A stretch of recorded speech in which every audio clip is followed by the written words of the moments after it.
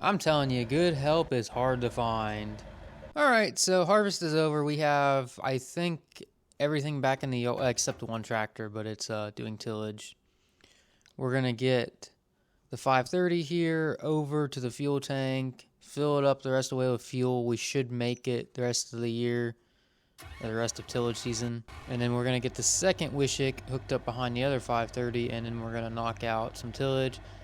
We have the 475 with that Landau inline ripper also out in the field. So we're going to have 3 tractors running tillage, and we're going to finish out the year here. Yeah, we got a lot to clean up actually. The combines are back here. We are going to clean up the sugar beet equipment, and then it's all getting sold. I've made my decision. We're going to sell all the sugar beet stuff because we're getting out of sugar beets. It's a lot of like I've said before, logistically, it's a lot to deal with. You need a lot of equipment, and I just feel like we can do the same amount of income in another crop. That should be enough fuel there. I just feel like we can do better without sugar beets. We get into canola, and canola is going to pay better than sugar beets is, I think. And we don't need any more or any less equipment than what we already have. So the move just makes sense. And plus, this is the series where we're farming North Dakota and we're farming Minnesota, so we're in 2 different states here. So we're gonna definitely be knocking out some acres once we get this farm expanded a little bit. We also did buy another tractor that's gonna be going over to the other farm in Minnesota. That'll be a Minnesota tractor. So this field on the left here, we have the 475 and that inline ripper. I'm gonna let that tractor do that entire field, and then because technically that thing's a subsoiler is what its category is. I think these are in the plows, I think. But the 2 Wishicks, we're going to take those over to the bigger field, and we're going to let them work that field, and then that'll be it for tillage. And then we'll be on to selling that sugar beet stuff and bringing in the new equipment. We also did get a $1.2 million subsidy from the government, so that money will help us either buy more land or put it into equipment. We'll see which one we go with. Alright, so we're going to see if these 2 can figure it out and manage to work this field together. So far, we're off to a hot start. So I'm actually really interested to see what the yields kind of look like next year between this field and that bigger one that we call the Godfrey farm. Because they were both corn ground. This thing is technically considered a subsoiler. So, and the other ones are considered like plows. So I'm really curious to see if it has an impact on the yields or kind of what happens next year when we plant beans in both fields. I'm telling you, good help is hard to find. Alright, so we're going to back this guy up and then we're going to try this again. Alright, so what we have here is the brand new 8RX 540. So this is the high horsepowered 8RX. This one has much bigger tracks on it. It has the wider track option. We have, I think, 1,400 pounds front weight. You can get them 4 weights totaling 2,800 pounds. I don't like how high the weights come up when you do that on these things. Like, they come up really high on this grill. And to me, it seems like they'd block airflow if it's like, because they stop like just below the John Deere symbol. So kind of high, kind of odd looking in my opinion. So we went with 2. 2 looks actually pretty good. And we don't really need a ton of weight. What else can we tell with this newer machine? It's a beast. That's really all that needs to be said on it. It's just a beast. You can get narrow tracks with this thing, or you can get this is the widest option you can get with this thing. I'm not sure if we're going to keep these wide tracks, or we might get, I believe these are 36s on the back. We may go with 30s. Because I think 36s are a little overkill. And I think the fronts are 30s. So 36 on the back, 30 on the front. Because I know the fronts are slightly smaller than the back. Yeah, you can see when you look from the top down. They do seem to be slightly smaller in the front. So let's go inside the cab here real quick. Not really much changed. We'll start it up here. Machine's got 2.5 hours on it. We did buy this brand new with some of our government subsidy money. I made the quick decision that we needed this machine. It is a push to start machine. I'm not really too much of a fan of that. I'm more of a traditional key type of guy. It pulls this Wishick really easy.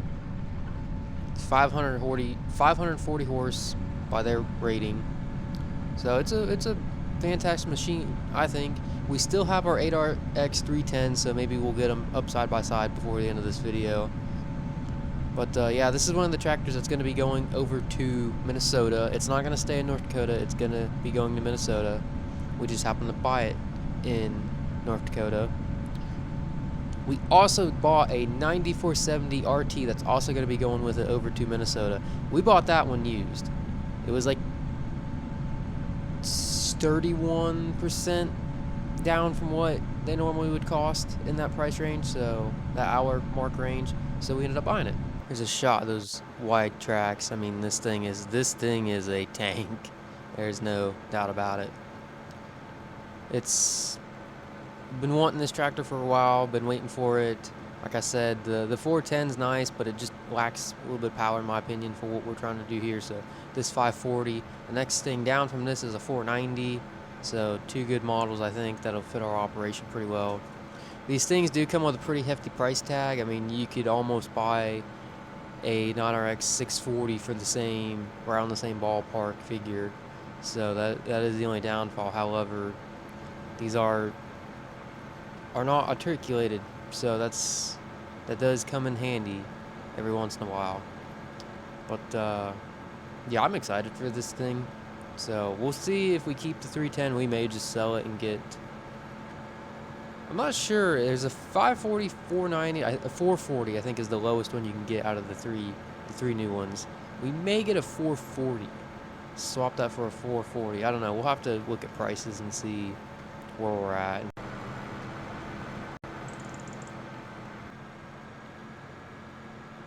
Alright, we used old Andy's clean here, and we ended up getting the rest of the sugar beet stuff we had cleaned up. So the defoliator, and then the sugar beet cart, and the two trailers. We actually may convert these trailers over, because all we need to do is just enclose the back of it completely instead of this mesh. And these would be two perfectly like good grain hauling trailers. So we may not actually even sell these. I mean, I know they're sitting up here to be sold, but we may actually change our mind on those, because that's two trailers we could have. But I think that's all the sugar beet stuff we still owned, was just the cart and the defoliator.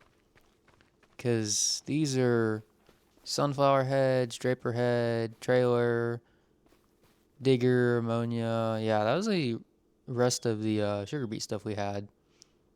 And then we're going to have to dig the accelerator out of the tree over there for some reason. So we're going to get our pressure washer going here, and we're going to get the 540 clean. Yeah, actually, it don't take much on this one. It wasn't very dirty. Put this thing back. I actually like this pressure washer. It's kind of nice. Okay, so here is our 9470 RT that we bought, used. That's going over to Minnesota. The big 8RX is going over to Minnesota. Look at the size difference here. I mean, that is a 9,000 versus an 8,000 series, and honestly, the 8 looks bigger. That 540 is a freaking monster, especially with those tracks on it, the size that they are. Like, that is ridiculous. That thing is monstrous. And then when you look at the small framed 8RX versus the large frame, wow. I mean, now granted, the small framed RX is on skinnier belts. It still doesn't, like, do justice. Like, this 8RX 540 is just a monster, especially when you look at the two sitting next to each other. It's taller. It just looks, yeah, it definitely sits up a little bit higher. So the 540 is a monster. I mean, there's really not much else to say. It's just a monster. Yeah, when you look behind both of them, you can definitely tell this one's decently taller. It's honestly, I think it's slightly taller than the 9RT is. So, yep, two of these tractors will definitely be going over to Minnesota. This 310, I have no idea what we're going to do with this actually. If we're going to keep it or, run it on a planter. I'm not sure what we're going to do with this 310 actually. So that's probably going to be the end of the video. We are all done with tillage.